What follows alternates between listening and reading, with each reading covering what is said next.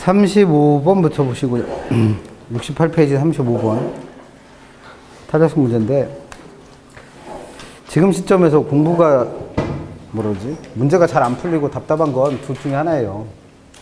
내용 자체가 아직 외워야 될 거 외우고, 이해할 거 이해하고, 정리할 거 정리해야 되는데, 이게 잘 안 돼 있어서 문제가 안 풀리시는 분도 있을 테고, 이건 어느 정도 했다고 생각하는데, 문제를 풀어보니까 알고 있는 내용 아무리 많아도 구슬이 서말이라도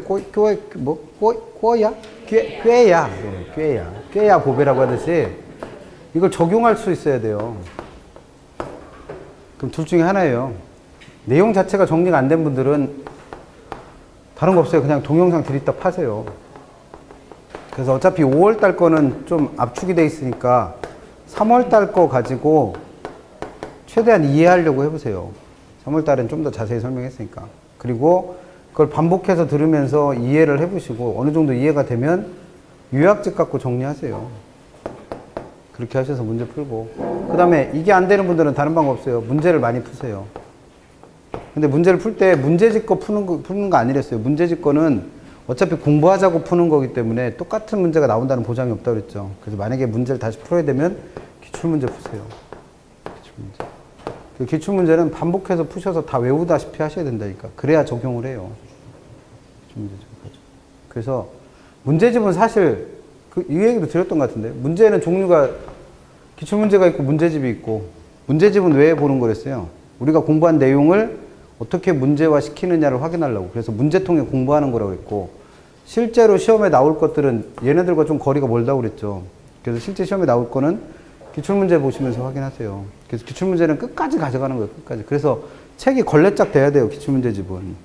그래서 기출문제가 아직도 새 책인 분들이 있어요. 이렇게 가끔 갖고 다니시는 분들이 있던데, 무슨 깡인가 모르겠어요. 책이 새 책인데 그것도 이렇게 겉으로 드러내 갖고 다녀. 우리 그래서 왜 학교 다닐 때 왜 나 영어 원서 하나 사갖고 나 공부 좀 한다 그래서 이렇게 팔에다 끼고 다니고 그랬잖아요. 그거랑 다를 바 없어. 기출문제집은 완전 걸레가 돼야 돼요. 걸레가. 그만큼 보셔야지. 그래야 내가 배운 내용이 어떻게 시험에 나오는지 적용을 하죠. 그게 안 된 분들이 문제인 거예요. 그래서 그 안 된 분들은 7월 한 달 동안 이거 남들 하는 만큼 따라가야 되니까 잠잘 틈이 어딨어요. 잠을 줄이셔야지. 휴가는 뭔 휴가요. 그렇게 하세요. 그래야지 시험 붙잖아요. 올해 안에. 저는 내년은 없어요. 내년에 붙을 생각이면 이렇게 해도 안 해. 그냥 천천히 하지 뭐. 어쨌든 올해 안에 끝내셔야 되니까. 그래서 남은 시간 잘 하세요. 100일이면 충분해요. 지금까지 해온 것도 있으니까. 35번. 부동산 수요의 탄력성에 관한 다음 내용 중 기술이 잘못된 것. 아까 수요의 가이탈성 배울 때 공부할 게 4가지였죠.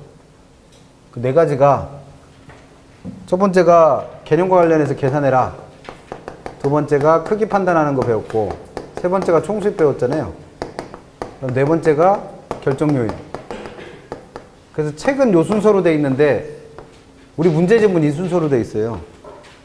그러니까 지금 35번은 이거 물어보는 거예요. 결정 요인. 그 앞에가, 그 뒤에가 이제 총수입 대한 얘기고, 맨 마지막에다 계산 문제 다 몰아놨죠. 그런 식으로 구성되어 있습니다. 책 자체가. 그럼 35번. 부동산 수요의 탄력성에 대한 다음 설명 중 기술이 가장 잘못된 것. 1번. 부동산은 필수적인 수요의 대상이며 일반 재화에 비해서 상대적으로 대체재를 찾기 어렵다. 그러면 이 말을 누구랑 연결하실 수 있어야 된다? 대체재 수. 문제에서 뭘 묻고 있어요? 수요는 비탄력적이다. 수요가 탄력적이냐, 수요의 가이탈성이 탄력적이냐 비탄력적이냐 물어보는 문제는 그 앞에 있는 말을 무조건 누구랑 연결하셔라? 대체의 수. 그럼 앞에 있는 말은 대체의 수를 많게 만드는 거예요? 적게 만드는 거예요? 적게 만드는 거예요. 그러니까 수요는 비탄력적인 거죠. 그럼 1번은 맞았고. 2번도 똑같잖아요. 뒤에 보니까 비탄력적이다. 그럼 얘는 탄력적이냐 비탄력적이냐 이거 묻고 있는 거잖아요. 그럼 앞에 있는 말을 무조건 누구랑 연결해라? 대체의 수. 그래서 주거용 부동산이 비주거용인 상공업용보다는 뭐가 많아요? 대체재가 더 많죠. 그러니까 얘는 비탄력적이다가 아니라 탄력적이다 돼야지. 그래서 2번이 틀렸어요. 3번. 부동산 수요는 지역에 따라 또는 용도 전환의 용이성에 따라, 지역 따라 대체재 많은 동네도 있을 테고 적은 동네도 있겠죠. 그럼 당연히 뭐예요? 탄력성의 크기가 차이 날 테고. 4번. 용도가 다양하고 전환이 용이할수록 탄력적이 되며, 그럼 이것도 용도가 다양하고 전환이 용이하다라는 말을 누구랑 연결하셔야 돼? 대체제 수. 그러면 용도가 다양하고 용도가 전환이 용이하면 용도가 비슷한 대체제를 만들기가 쉬우니까 탄력적이고, 그렇지 않으면 비탄력적이 되는 거죠. 5번 부동산 수요는 단기보다는 장기에서 상대적으로 더 탄력적이다. 이것도 대체제 수랑 연결하셔야죠. 단기에는 신축이 안 되니까 대체제의 수가 적을 테고, 장기에는 신축도 가능하니까 신축을 통해서라도 대체제를 늘릴 거 아니에요. 그래서 단기보다는 장기에서 더 탄력적인데 그 이유를 뒤에다 또 친절히 써줬지. 왜? 장기에는 신축을 통해서라도 더 많은 대체제의 공급이 되기 때문에 그래요. 틀린 거 몇 번만? 2번. 그래서 이게 대체제 수 물어보는 전형적인 문제예요. 수요가 탄력적이다 비탄력적이다 나오면 무조건 앞에 있는 말을 누구랑 연결해라? 대체제 수. 그런 연습하려고 이 문제 푸는 거죠. 뭐. 36번도 비슷합니다. 가장 옳은 것 1번 수요의 가이탈성이 1보다 작다. 그럼 이건 탄력성 값의 의미 물어보는 거죠. 1보다 작을 때 우리는 뭐라 불러요?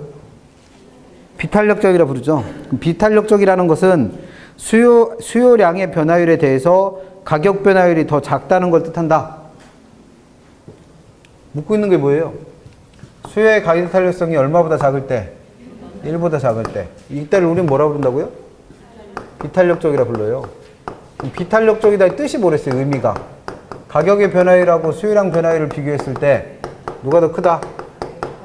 가격 변화율이 더 커서 수요량 변화율이 더 작다를 이렇게 표현했죠. 그럼 1번은 맞아 틀려? 써놓고 하는데도 틀리면 어떻게 해?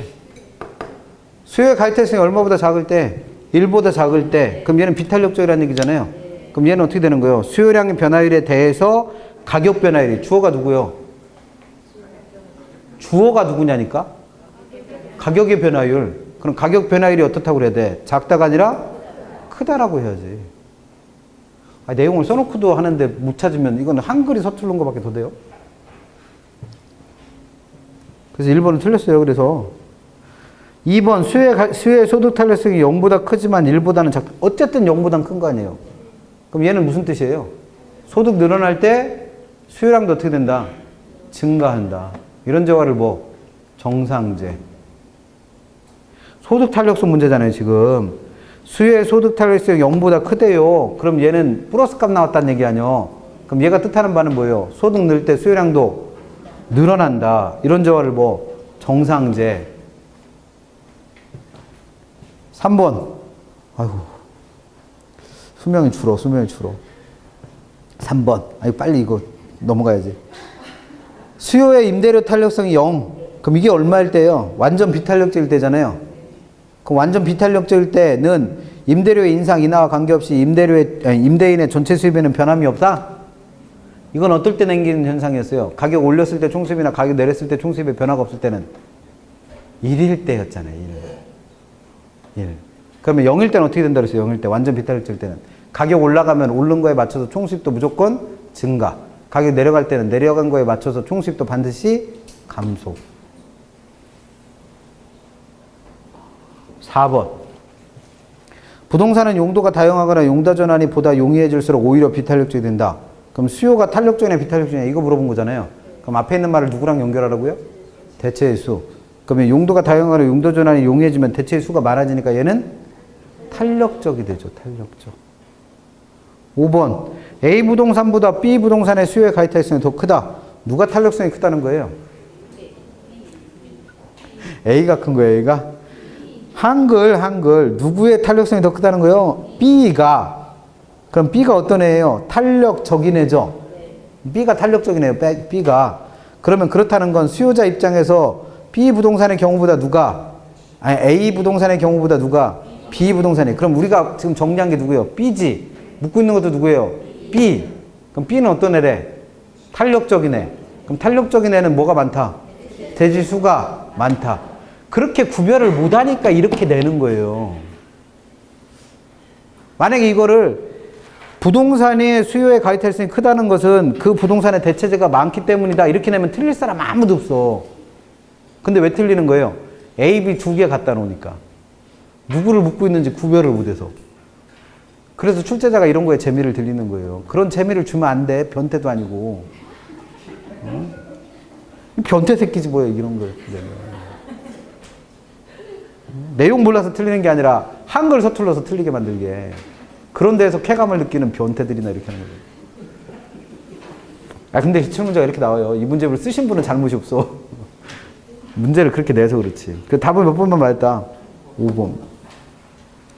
그 왜 남한테 고통 주고 좋아하는 사람들 있잖아. 이런 게 다 변태지 뭐. 37번부터는 37번, 38번, 39번, 40번, 41번, 42번까지는 전부 다 뭐에 대한 얘기다? 총수입 얘기예요. 총수입. 그래서 39번 하나 풀어볼게요. 39번. 수요의 가이탈성과 주택건설 공급기업 총수입과의 관계를 가장 잘 설명한 것. 문제가 다 똑같으니까 가장 대표적인 거 하나 풀어본 거예요. 잘한 거 찾는 겁니다. 잘 설명한 거. 1번, 수요의 가이탈성이 비탄력적일 때. 비탄력적일 때는 가격을 어떻게 해야? 올려야 총수입 늘어난다고 그랬어요. 이것도 적고 가요. 어차피 못 외운 것 같으니까. 총수입이 늘어나려면 탄력적일 때는 어떻게 하고? 가격을 내리고, 비탄력적일 때는 가격을 어떻게 해야? 올려야지 총수입이 증가한다라는 거 외우시라고 그랬고, 그 다음에 수요의 가이탈성이 1일 때는 가격 올렸을 때나 내렸을 때는 어떻다? 차이가 없다. 0일 때는 어떻게 된다고 그랬어요? 가격 올리면 총수입도 증가, 가격 내리면 총수입도 감소. 뭐 이 대단한 걸 못 외워서 못 푸는 거예요, 지금. 그럼 1번. 수요의 가이탈성이 비탄력적일 때는 가격을 어떻게 해야? 올려야 총수입이 늘어난다고 그랬죠. 근데 얘는 가격을 어떻게 했어요? 내렸잖아요, 내락. 가격을 하락하는 정책을 썼잖아. 그럼 총수입은 어떻게 된다? 감소합니다. 그래서 1번은 맞았어요. 2번. 수요의 가이탈성이 탄력적일 때는 가격을 어떻게 해야? 내려야지 총수입 증가한다고 외웠죠. 근데 얘는 공급 감소로 가격이 어떻게 됐대요? 올랐대. 내려야지 총수입이 늘어나는데 가격이 올라가면 총수입은 어떻게 되겠어요? 감소하지. 그럼 2번도 틀렸습니다. 3번. 주변에 해당 주택건설 기업 이외에도 다른 주택건설 기업이 주택 공급을 늘린다. 그럼 이걸 우리가 배운 수요공급 이론으로 설명을 하면 나 말고도 다른 건설회사가 많다는 얘기는 주택의 대체지가 그만큼 많아질 수 있다는 얘기죠. 그럼 대체지가 많아지면 수요는 어떻게 돼요? 탄력적으로 되지. 그럼 탄력적이 되면, 탄력적일 때는 가격을 어떻게 해야? 내려야지 총수입이 증가하는데 얘는 가격을 어떻게 했다고 그랬으니까? 올렸다고 그랬으니까 유리한 게 아니라 불리해지죠. 근데 이건 우리가 배운 거 갖고 푸는 거고, 상식적으로 생각해봐요, 이 문장을. 주변에 다른 내 회사 말고 다른 주택 건설 기업이 집을 막 짓고 있대요. 그 상황이잖아요, 지금. 근데 나 혼자 잘났다고 가격을 어떻게 했다는 거예요? 올렸대요. 그럼 내 집 팔려, 안 팔려? 안 팔려. 그럼 상식적으로 풀어도 틀린 문제잖아요, 이거. 그래서 학개론이 진짜 웃긴 게 뭐냐면, 공부 하나도 안 한 분한테 작년도 시험 문제 나눠주고 푸세요. 그럼 40점 맞아요. 근데 공부 좀 어설프게 하는 분들한테 똑같은 문제 드리고 풀으라고 하면 25점 나와. 이런 이유 때문에. 상식적으로 풀어도 될 문제를 억지로 자기가 배운 거를 꼬아놓은 거예요. 그래서 답을 엉뚱하게 내. 그래서 정 안 되겠으면 뭐를 하세요. 그냥 잘 모르겠으면, 이게 무슨 얘기인지 잘 모르겠으면 상식적으로 생각해봐요. 그렇게 하면 답 나와. 우리가 배우는 경제론이라는 게 일상적인 얘기를 학문으로 만들어 놓은 거니까. 4번. 수요의 가이탈성이 비탄력적일 때는 가격을 어떻게 해야? 올려야 총수입 증가한다고 그랬잖아요. 근데 가격 올렸는데 총수입 어떻게 한다고 그랬으니까? 감소한다고 그랬으니까 4번 틀린 거고. 5번. 수요의 가이탈성이 단위탄력적일 때는 무슨 일 벌어진다고요? 단위탄력적일 때가 이때잖아요. 그럼 가격을 올리나 내리나 총수입에 크게 변화가 없다. 근데 여기서 뭐라고 그랬어? 가격 올릴 때 총수입도 반드시 증가한다고 그랬죠. 이건 어떨 때 얘기해요? 완전 비탄력적일 때 얘기해요. 외우면 풀어요. 이해고 뭐고 필요 없어. 그냥 외우시면 돼. 그러라고 공부를 하는 거고. 42번은 아직까지 기출문제가 나온 적은 없어요. 근데 문제는 돌아다녀요.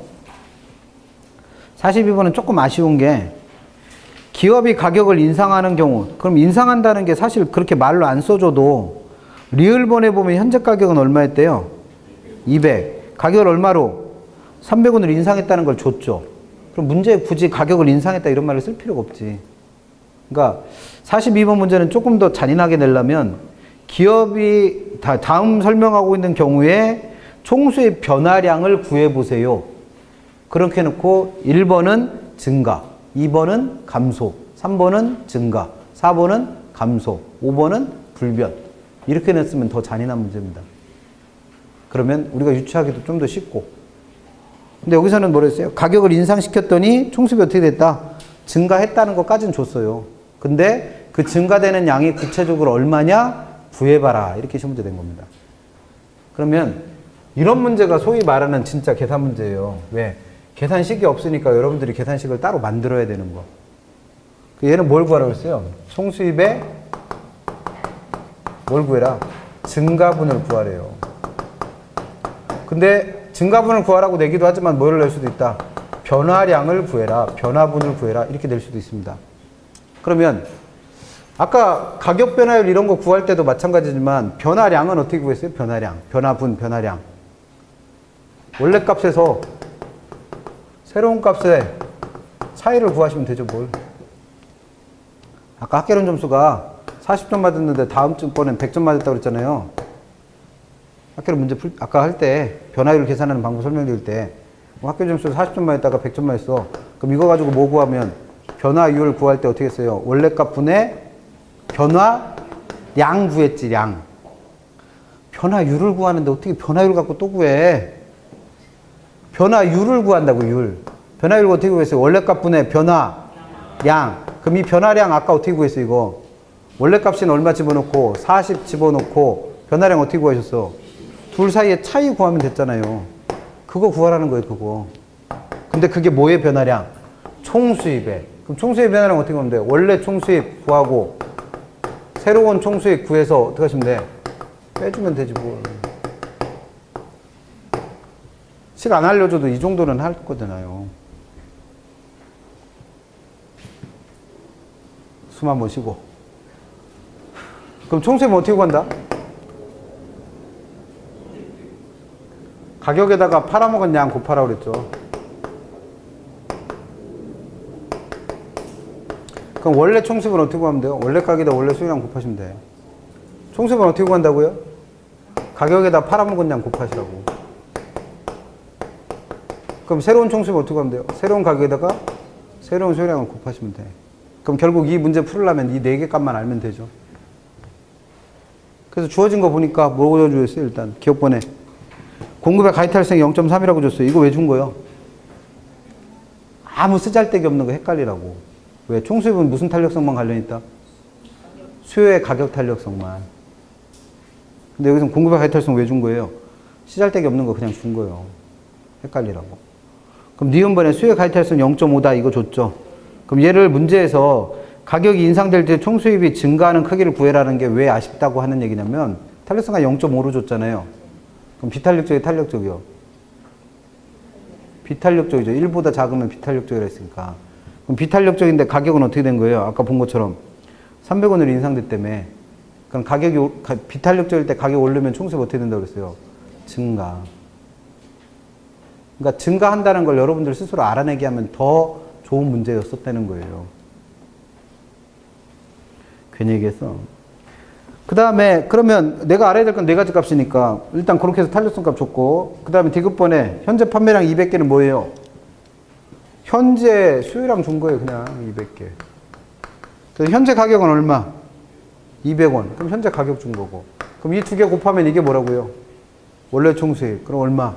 4만원. 그럼 이것만 알아내면 되잖아요. 그럼 원래, 그 다음에 새로운 가격 얼마로 올랐대요? 300. 새로운 수량은? 준 게 없어요. 그럼 이 값 알아내면 되잖아요. 이 값 알아내면. 그럼 결국 이 값 구하라는 문제예요. 뭘 이용해서? 지금 뭘 줬으니까? 수요의 가격 탄력성 값이 얼마라는 거? 0.5라는 거 줬잖아요. 이거 이용해서 이 값 구하라는 거예요. 어떻게? 얘가 0.5라는 뜻이 뭐예요? 가격이 얼만큼 변할 때? 1% 변할 때 수요량은 몇 프로 변한다? 0.5% 변한다. 이게 0.5의 뜻이라고. 근데 가격은 얼만큼 변했어요, 지금? 가격 변화율. 가격 변화율. 어떻게 구하시면 돼? 가격 변화율 구하는 방법이 2가지 있었잖아요. 초기값으로 미분하는 거와 중간값으로 평균하는 거. 그래서 맨 밑에 문제에서 뭐라고 주셨어? 단 뭐로 구해라? 최초 가격과 최초의 양을 가지고 구해라. 그럼 이거 초기값으로 미분하라는 문제예요. 그러면 초기값으로 미분할 때 어떻게 구한다? 원래 값 분의 변화량. 그럼 원래 가격 얼마? 200원. 변화량은 100. 그럼 변화량 구하는 방법 아는 거잖아, 지금. 네. 그럼 얼마 나와요, 이거? 0.5 나오니까 50% 나오죠, 50%. 그럼 가격은 지금 50% 변한 거예요. 그럼 가격이 50% 변할 때 수요량이 몇 프로 변했는지를 알면 이 값 구해낼 수 있겠죠. 그럼 얘는 몇 프로 변한 거예요? 이거 구하고 싶으면 어떻게 해라? 이거 두 개 곱하시라고 했잖아, 맨날. 그럼 두 개 곱하면 얼마 나와요? 50%의 반 땅이니까 25%. 중요한 건 가격은 올랐다, 내렸다?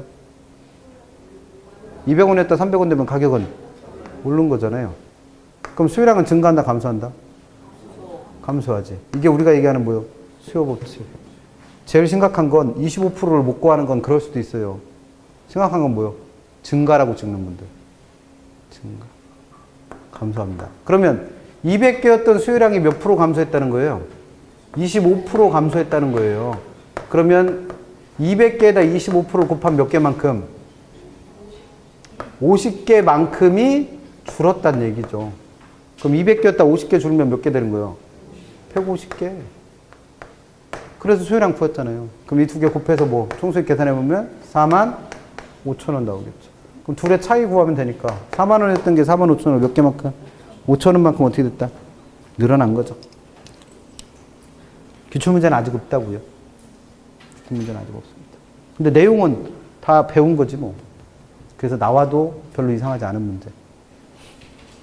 43번은 43번 문제를 1분 안에 풀 수 있다. 그러면 수의 가이탈성 그만 공부하세요. 풀긴 푸는데 한 5분쯤 걸린다. 그럼 더 열심히 공부하시고 못 풀겠다. 미칠 노릇입니다. 43번을 풀 수 있으면 수의 가이탈성 그만 공부하셔도 돼요. 왜냐면 수의 가이탈성에서 공부할 게 몇 가지랬습니까? 4가지. 그 4가지가 이 한 문제 다 들어있어요. 그럼 일단 아파트 가격이 4억에서 4억 4천으로 상승했다. 그럼 뭘 알아야 돼? 일단 가격 변화율 알아야 하잖아요. 그럼 가격 변화율 구하려고 보니까 밑에 뭐라고 돼 있어? 단 최초의 가격과 수량을 기준으로 해라. 그럼 초기값으로 미분하라는 거죠. 그럼 빨리 구해보면 얼마 나와요? 가격 변화율. 가격 변화율 초기값으로 미분할 때 어떻게 해요? 원래 값분의 변화량. 그럼 얼마? 4억 분의 4천. 그럼 몇 프로? 10%. 상승하자. 수요량은 1000세대에서 950세대로 감소했다. 그럼 수요량 변화율도 빨리 구해보셔야지. 몇 프로? 1000분의 50 아니에요. 1000분의 50. 그럼 몇 프로? 5%. 그럼 가격 변화율 10%고 수요량 변화율 5%면 수요의 가이탈성 값을 구하면 얼마? 수요의 가이탈성은 가격 변화율분의 수요량 변화율을 구한다고 그랬죠. 그럼 10%분의 5%니까 얼마? 0.5. 여기까지를 15초 안에 못 하시면 계산 문제는 다 포기하세요. 지금 해드린 거. 식은 다 알잖아요. 이 식이 겁나 어려운 건 아니잖아요, 지금. 원래값분의 변화량, 원래값분의 변화량, 그리고 가격 변화율분의 수요량 변화율. 이 식 3개 쓴 거잖아요, 지금. 그래서 그거를 암산해서 푸는데 15초 이상 걸린다. 계산 문제는 하지 마세요. 못 풀어요, 시간 안에.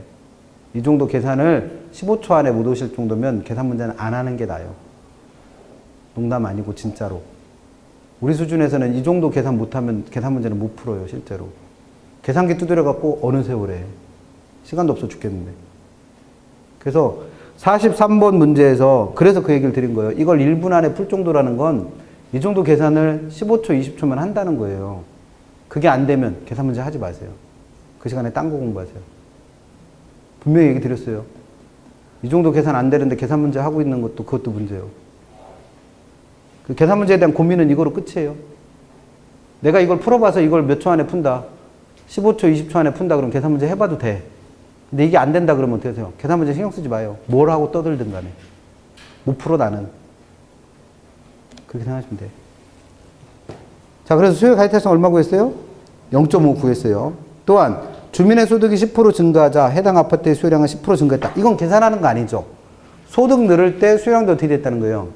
늘었다는 얘기예요. 그럼 이런 재화를 우리는 정상재라고 부릅니다. 그럼 문제 읽으면서 그 정도는 생각해 놓고 푸셔야지. 그래 놓고 1번. 이 아파트의 수요 가이탈성은 1이다? 구해봤더니 1이 아니라 얼마였어요? 0.5. 그럼 1번은 틀렸네요. 그럼 1번은 뭐 물은 거예요? 수요의 가이탈성을 구할 수 있느냐? 그럼 2번은 다른 얘기죠. 이 아파트는 중간재다? 소득 늘 때 수요량도 늘어나니까 중간재가 아니라 정상재. 그럼 2번은 수요의 가이탈성이 아니라 소득 탈성 문제고. 3번. 아파트의 가격 변화에 대한 수요량의 변화는 탄력적이라 볼 수 있다.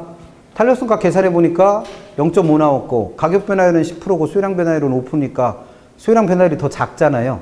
그럼 이럴 때는 우리는 뭐라 불러? 비탄력적이라 불러요. 그럼 우리가 얘기했던 탄력성의 크기를 보고 걔가 어떤 의미를 갖고 뭐라고 이름 붙여야 되는가 그거 물어본 거죠. 그 다음에 4번. 가격 상승으로 아파트 공급자의 총수입은 증가한다. 탄력성 값이 어떻다고 그랬어요? 비탄력적. 근데 가격이 어떻게 된대요? 올라. 그럼 총수입은 증가. 그럼 이건 총수입 얘기 물어본 거죠. 총수입 얘기. 그 다음 5번. 아파트의 대체의 수는 많은 편이다. 비탄력적이라며요. 그럼 비탄력적인 애는 뭐가 적어서? 대체의 수가 적어서 비탄력적이랬으니까. 얘는 탄력성의 크기를 결정하는 요인. 그럼 한 문제 안에서 2번을 제외하고 나머지 4개는 수요의 가히 탄력성에서 공부했던 4가지를 동시에 다 물은 거죠. 그래서 이 문제 풀 수 있으면 수요의 가히 탄력성 그만 공부하시는 거고. 이걸 푸는데 한 5분쯤 걸린다. 그럼 공부할 게 더 많은 거예요, 지금. 그리고 2번은 수요의 소득 탄력성 문제. 그래서 계산 문제는 그렇게 정하세요. 지금 풀어본 요 문제에서 탄력성 값을 구하는데 20초 이상이 걸린다. 하지 마세요. 어차피 시험 문제 가도 그 시간 안에 못 풀어요. 이거를 암산해서 20분 안에 못 풀 정도면. 계산기 두드려도 상관없어. 20초 안에 풀 수 있으면. 계산기 두드리는 속도가 빠르시다는 얘기니까. 그렇지 않으면 계산 문제는 손대지 마세요. 못 풀어요. 시간 안에. 민법까지 망해. 이걸 20초 안에 못 푸는데 계산 문제 건넸다. 그럼 민법까지 망해요. 절대 손대시면 안 되는 사람들입니다. 계산 문제에 대해서는 더 이상 얘기 안 하는 거로. 74페이지 가셔서 45번. 그럼 수요 가이탈성은 지금 다 정리한 거예요. 그 43번으로. 45번 가시면 탄력성 크기에 따른 다음 내용 중 잘못된 것. 그럼 이 문제는 보시면서 1번부터 5번까지에 나와 있는 지문들이 그 모양이 어떻다? 비슷하다. 좀 심하게 말해서 거의 똑같다. 라는 게 일단 눈에 들어와야 돼요. 그러니까 1번부터 5번까지의 지문들이 결국 같은 걸 묻고 있구나라는 생각은 드셔야 돼. 뭘 묻고 있는지 찾아보자는 거죠. 그래서 1번부터 보니까 수요가 감소했다. 그럼 얘는 수요 공급의 변화를 줬죠. 공급의 가이탈성이 탄력적이다. 탄력성 값을 준 겁니다. 그리고 뭐에 대해서 물어요? 가격은 보다 작게 하락한다라고 해서 가격 변화에 대해서 묻죠. 문제가 나올 때 수요 공급의 변화 주어지고 탄력성 값 주어지고 가격 변화에 대해서 묻는 문제를 가격 신축성 문제라 부른다. 그러면 지금 45번은 무슨 문제예요? 가격 신축성 문제예요. 그럼 풀 때는 어떻게 하랬어요? 두 가지 확인을 했죠. 가격이 오르느냐 내리느냐와 얘가 더 변하느냐 덜 변하느냐를 판단하시겠습니다. 그럼 1번에서 수요가 감소한다. 이걸 보고 뭘 확인해라? 가격이 오르느냐 내리느냐. 그럼 수요가 감소하니까 가격은 어떻게 돼요? 내려요. 그래서 하락한 거예요. 그럼 탄력성 값 보니까 뭐라고 돼 있어요? 탄력적이다. 그럼 이걸 어디다 집어넣어서 비, 더, 탄, 덜에 집어넣어서 덜이니까 뭐요? 탄력적이니까 뭐요? 탄, 덜. 그래서 덜 하락한 거죠. 그래서 1번은 맞았어요. 2번 수요가 증가했다. 그러면 수요가 증가했으니까 가격은 어떻게 돼요? 올라요. 근데 탄력성 값 보니까 비탄력적이야. 그럼 비, 더니까 더 크게 오르는 거죠. 그래서 2번도 맞았고. 3번 공급이 감소한다. 그러면 가격은 오르죠. 올라. 그러니까 가격 올랐는데 가격 탄력성이 얼마래요? 비탄력적이래. 비탄력적. 그럼 비, 더, 탄, 덜에 집어넣으니까 더 크게 상승한 거고. 4번 공급이 감소했답니다. 그럼 3번에서 한 것처럼 가격은 어떻게 되겠어요? 올라요. 근데 탄력성 값 보니까 뭐라고 되어 있어? 완전 탄력적이다. 그럼 탄력적일수록 덜 변하는데 완전 탄력적이면 완전 덜 변할 거 아니에요. 그럼 얘는 변한다는 거야? 안 변하는 거야? 안 변해요. 그래서 4번은 가격 변화가 없습니다. 근데 5번은 수요가 증가했대요. 그러면 얘는 가격은 올라요. 근데 탄력성 값 보니까 어떻게 돼 있어? 완전 비탄력적이래요. 그러면 비탄력적일수록 더 변하는데 완전 비탄력적이면 완전 더 변할 거 아니에요. 그럼 가격이 오르는데 완전 더 오른다는 얘기는 뭐예요? 폭등하고 급등하는 거죠. 뭘. 근데 여기서 뭐라고 했습니까? 변화가 없는다고 그랬으니까 답은 5번이 틀렸죠. 그러니까 얘는 일단 중요한 게 뭐예요? 1번부터 5번까지가 똑같은 문제라는 걸 찾아낼 수 있어야 되고 그 문제가 뭐라는 거? 가격 신축성 문제라는 거 알 수 있어야 되고 그러면 문제를 어떻게 풀어야 되는지 알면 되죠. 공부는 그렇게 하시는 거예요. 문제가 이렇게밖에 안 나오니까. 그 다음에 49번 가볼까요? 안 풀리시는 분은 요약지 페이지도 똑같아요. 49페이지예요. 문제도 49번, 요약지 페이지도 49페이지. 7개 정리해드린 뭐 공급의 가이탈리슨 크기를 결정하는 결정 요인을 딸딸딸 외우시면 됩니다. 49번이 안 풀리시는 분은. 그래서 바르게 설명한 거래요. 바르게 설명한 거. 얘는 공급의 가이탈리슨 결정할 때 어떻게 해라? 공급량이 늘어나는데 많이 늘어나는 상황이면 탄력적, 적게 늘어나면 비탄력적. 그렇게 접근하시랬죠? 그럼 1번에 생산 공급에 주어진 시간. 그럼 7가지 중에 몇 번? 4번 얘기했어. 4번. 신축 여부를 말하는 4번. 그럼 신축 안 되는 단기에는 어떻고? 신축이 안 되니까 공급은 조금밖에 안 늘으니까 비탄력적. 장기는 신축도 가능하니까 탄력적. 그럼 1번은 바뀌었죠. 2번 생산에 소요되는 기간. 이건 몇 번 얘기? 5번에 있었던 생산 기간 문제. 그래서 원래 생산 기간은 장단기란 표현 안 해요. 근데 이 문제집 쓰신 분이 헷갈리라고 장단기로 표시한 거예요. 원래는 어떻게 돼야 돼? 생산 기간이 길다, 짧다. 그럼 생산 기간이 짧으면 그만큼 금방 만들어낸다는 얘기잖아요. 그러니까 공급량 많이 넣으니까 탄력적. 길면 그만큼 만들기 어렵다는 얘기니까 비탄력적. 그럼 이것도 바뀌었죠. 3번 장기 공급선은 그럼 여기서 말하는 장단기는 누구 얘기예요? 1번과 2번 중에. 장단기는 원래 신축 여부에서만 써먹는 말이랬잖아요. 그럼 1번 얘기예요. 1번. 그럼 장기에는 아까 신축 가능한다고 그러니까 어땠다고 그랬고 탄력적. 그러면 탄력적이니까 곡선의 모양은 어때요? 완만하고. 단기에는 비탄력적이라면 신축이 안 되니까. 그럼 곡선의 모양은 가파른 거고. 그럼 3번은 빠졌네. 4번 대체적 사용 가능성이 적어지거나 용도 변경 등의 제한을 강화했다. 그럼 이건 몇 번 얘기예요? 정부 규제가 강화된 거니까 7번 얘기예요. 7번. 그럼 정부 규제가 강화되면 공급량을 마음대로 늘리지 못하니까 어떻다? 비탄력적이다. 그럼 비탄력적이니까 곡선의 기울기는 가파르다가 돼야죠. 가파르다. 5번 주택 공급에 있어서 상대적으로 신규 주택과 기존 주택. 그럼 이건 6번 얘기잖아요. 6번. 신규 주택이냐 중고 재고 주택이냐. 얘는 누구랑 연결하셔라? 생산기간. 그럼 신규 주택은 만드는데 시간 오래 걸리니까 어떻고? 비탄력적. 기존 주택은 수리만 하면 되니까 탄력적. 이거는 이해하라고 이렇게 설명드린 거고 외우셔야 돼. 안 되면.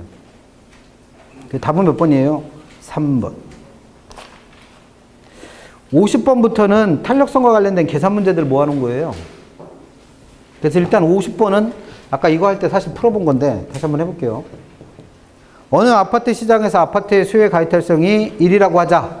그럼 이걸 읽자마자 머릿속에 뜨셔야 되는 생각은 수요의 가이탈성이 1이라는 건 누구랑 누구랑 똑같다. 가격 변화율과 수요량 변화율이 똑같다. 근데 가격이 4억에서 4억 6천으로 상승했대요. 그럼 몇 프로 상승한 거예요? 가격 변화율. 변화율 구하는 방법 두 가지 있다고 그랬죠. 그러니까 밑에부터 확인하셔야 돼. 뭐라고? 단 최초값으로 구하려면. 그럼 미분하는 거 아니에요? 그럼 어떻게 구하시면 돼? 4억 분의 6천. 그럼 얼마? 15%. 이게 계산하는데 1분씩 걸린다. 계산 문제 하지 마세요. 5%요. 시간 안에 절대. 이거는 보자마자 15%가 10초 안에 나와야 돼. 그래야지 우리 계산 문제를 풀어요. 시간 안에. 그래서 얘는 15% 상승한 거예요. 그럼 소요량도 몇 프로 상승한 거예요? 15%. 왜? 탄력성이 1이라는 건 가격 변화율과 소요량 변화율이 똑같다고 그랬으니까. 그러면 2000개에서 15% 변하면 몇 개 변한 거예요? 300개. 그래서 300개예요. 그럼 300개가 2개잖아요, 지금. 그럼 뭐도 확인하라는 거예요? 가격이 올랐으니까 소요량은 증가한다, 감소한다? 감소. 그래서 2번입니다. 뭐 아무것도 아니죠, 뭐. 51번과 52번은 어차피 계산식 그대로 대입하는 거라 안 할 거예요. 계산식 외우는지 암기력 테스트하는 문제니까. 53번은 이게 그 유명한 문제. 맨날 수업 시간에 밑줄 치라고 그래서 밑줄 친 부분 이해 안 되면 못 풀어요 라고 했던 문제. 아파트 수요의 가이탈성이 0.2이고 소득 탄력성은 0.1이라고 한대요. 아파트 가격이 5% 상승했을 때 아파트의 소비가 종전과 동일하려면 소득은 얼마나 변해야 됩니까? 그럼 일단 아파트 가격이 5% 상승하였을 때 아파트 소비가 종전과 동일까지에다 밑줄 치세요. 그래서 그 밑줄 친 부분을 해석을 못하면 이 문제는 못 풀어요. 밑줄 친 부분부터 해결을 해보면 아파트의 가격이 얼마만큼? 5%만큼 인상됐대요. 그랬더니 아파트의 수요량은 종전과 어떻다? 동일하다. 종전과 동일하다. 아이고.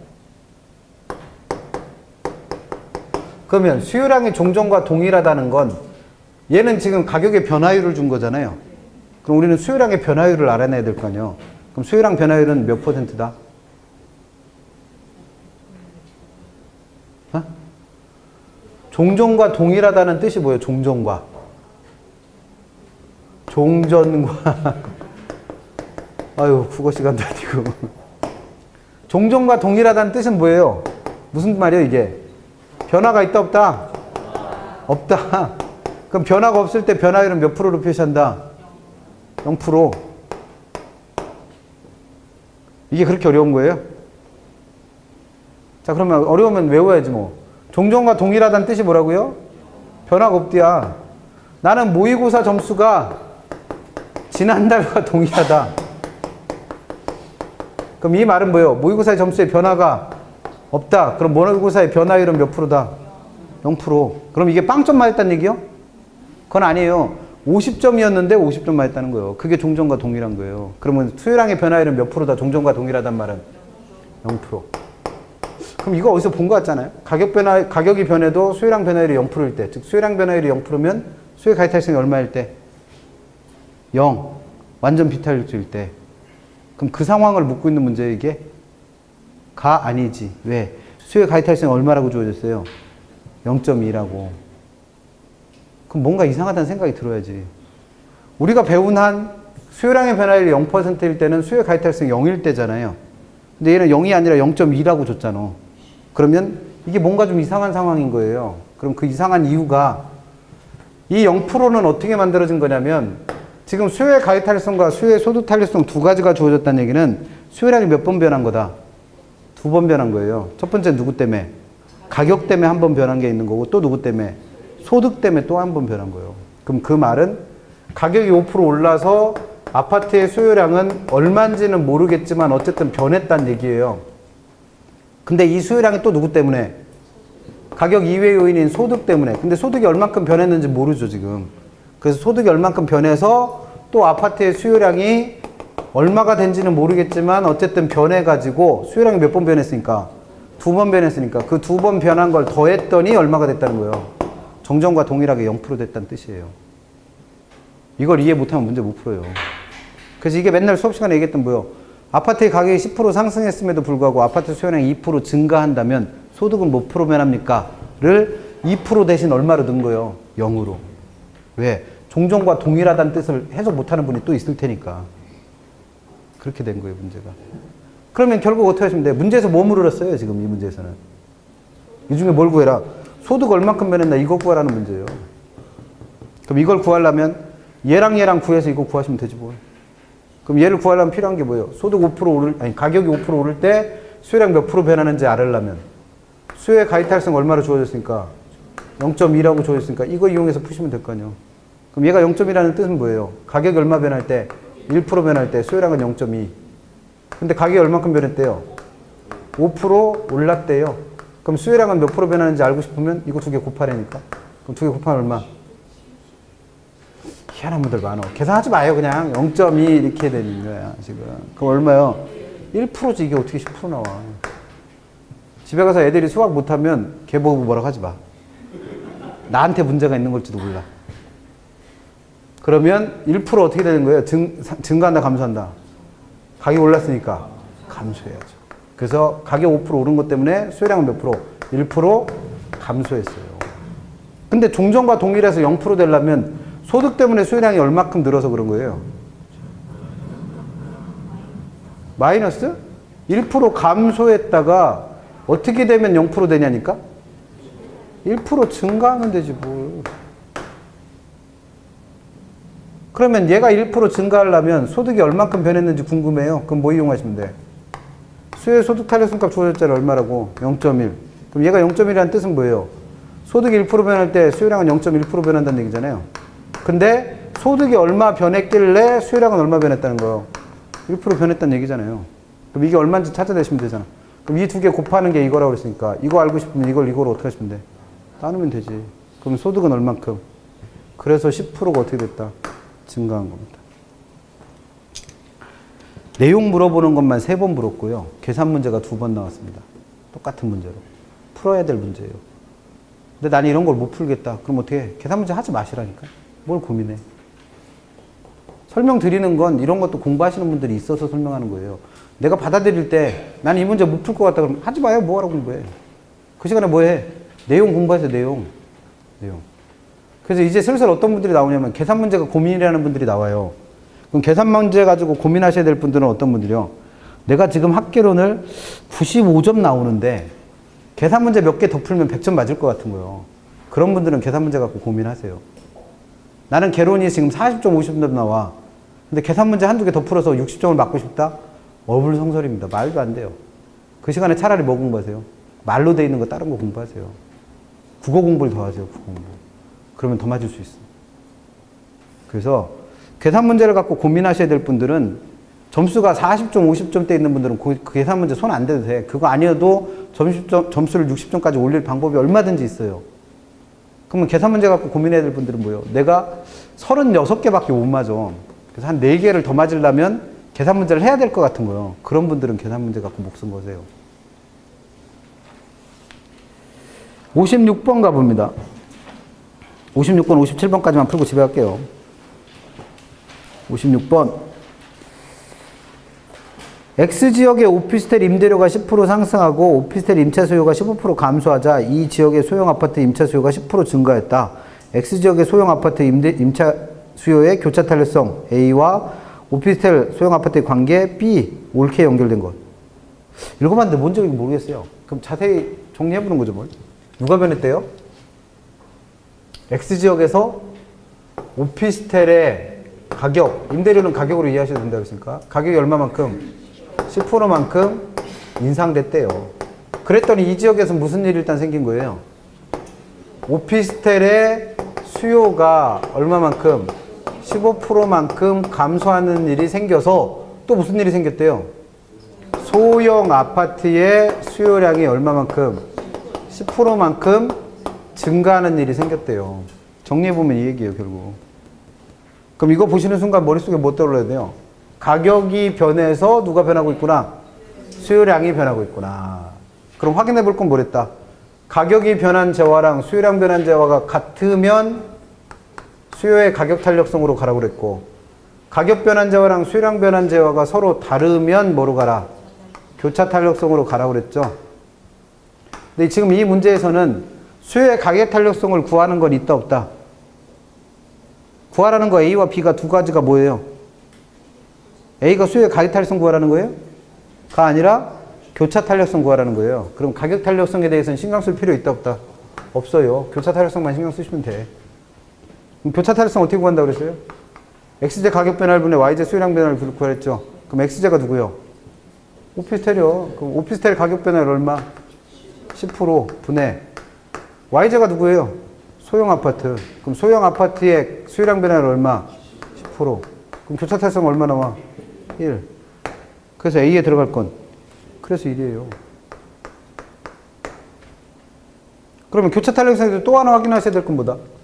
가격이 변한 방향과 수요량 변한 방향이 같으면 무슨 제와? 이 두 개는 대체제. 반대면 보완제. 근데 가격 변한 방향과 수요량 변한 방향이 어때요? 같네. 그럼 X제와 Y제, 즉 오피스텔과 소형 아파트는 무슨 관계다? 대체적 관계다. 그게 묻고 싶은 뭐요? B. 근데 굳이 그렇게 안 해도 얘는 탄력성 값을 구해봤잖아요. 근데 얘가 얼마보다 커? 0보다 크잖아요. 그러니까 대체제지. 별거 아니에요, 문제. 그렇게 해서 공부하시라는 것만 하시면 돼. 57번. 다음 그림은 서로 다른 두 유형의 부동산 A와 B 수요 곡선. 아유, 읽다가 죽을 것 같아요. 그 밑에 그냥 문제 볼게요. 읽다가 손 넘어가겠어요. 그럼 그때 밑에 보니까 지금 수요 곡선이 두 개 있잖아요. 그러면 두 개가 어떤 차이를 갖고 있는지 구별하셔야지, 일단. 그러면 DA와 DB를 비교했을 때 A가 좀 더 가파르죠. 그러면 A는 B보다는 어떠네? 비탄력적이네. B는 탄력적이네. 그러면 그걸 일단 정리해 놓고 뭐 찾으래요? 문제에서 옳은 것으로 나열한 거 찾으래요. 옳은 것. 그럼 기억. 일반적으로 D, B가 묻고 있는 게 누구예요? B. 근데 B는 아까 어떤 애라고 써놨어? 그럼 첫 번째 문장은 맞았죠. B가 탄력적이다. 따라서 A가, 그럼 여기서 누구 손 묶고 있어? A, 어떤 애? 비탄력적인 애. 그럼 비탄력적인 애는 상대적으로 주어진 시간이 단기다. 그러면 이 주어진 시간 단기냐 장기냐에 따라 탄력성 값이 달라졌었잖아요. 왜? 단기에는 신축을 통해서 대체재를 공급받지 못하니까 비탄력적. 장기에는 신축을 통해서도 대체재를 공급받으니까 탄력적. 그럼 여기서는 지금 누굴 물었으니까? A를 물었죠. A. 어떤 애?